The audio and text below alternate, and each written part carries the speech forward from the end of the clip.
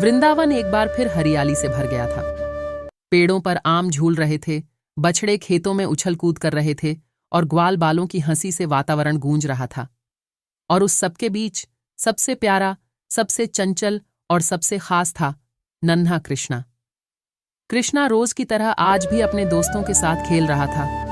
कभी माखन चुराना, कभी छुपन छुपाई और कभी बांसुरी की मीठी धुन पर झूमना। लेकिन आज का दिन थोड़ा अलग था। खेलते खेलते कृष्णा जंगल की ओर निकल गया। वहां एक छोटा तालाब था, शांत, नीला और चारों ओर मोरों से भरा हुआ। कृष्ण वहीं बैठकर बांसुरी बजाने लगा। मोर उस संगीत से मंत्रमुग्ध हो गए। तभी उनमें से एक नीला सुंदर मोर धीरे धीरे कृष्णा के पास आया और कहने लगा, हे कृष्ण, समय आ गया है, तुम्हारे गांव को तुम्हारी जरूरत है।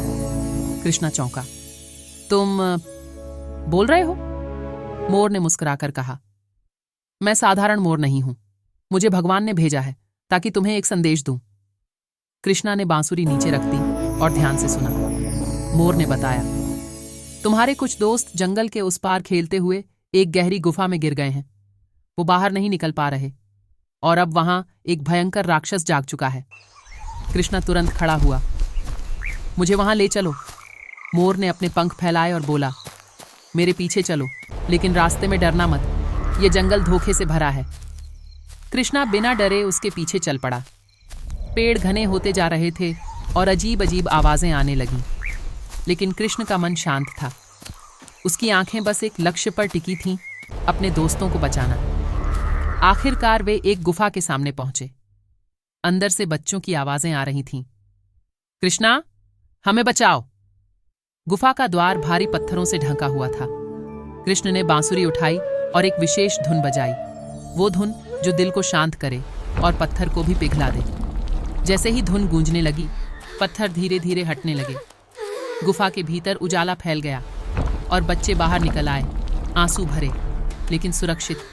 तभी वहां एक राक्षसी छाया प्रकट हुई, आंखें लाल, आकार विशाल। लेकिन कृष्ण की उपस्थिति से वो पीछे हटने लगी। उसने बांसुरी की धुन से जैसे हार मान ली हो। राक्षसी की आवाज कांप उठी। ये कौन है? ये तो कोई साधारण बालक नहीं। मोर ने पीछे से कहा, ये वही है जो प्रेम से बड़ा है और भक्ति से बलवान। राक्षसी भाप बनकर विलीन हो गई। बच्चे कृष्ण के गले लग गए और सबने मोर की ओर देखा, लेकिन अब वह वहां नहीं था। कृष्ण मुस्कुराया और बोला, वो कोई आम मोर नहीं था, शायद भगवान का दूत था। गांव लौटकर सबने कहानी सुनाई। वृंदा दादी ने सुनकर कहा, कभी कभी भगवान खुद नहीं आते, लेकिन उनके भेजे हुए प्राणी हमारी रक्षा करते हैं। रात को कृष्ण अपने आंगन में बैठा बांसुरी बजा रहा था। आसमान में एक मोर पंख चमक रहा था, जैसे मोर अभी भी वहीं हो, उसे आशीर्वाद देता हुआ। सीख, संदेश, सच्चा साहस वही होता है जो अपने मित्रों के लिए खड़ा हो। और जब दिल सच्चा हो तो भगवान किसी न किसी रूप में मदद जरूर भेजते हैं।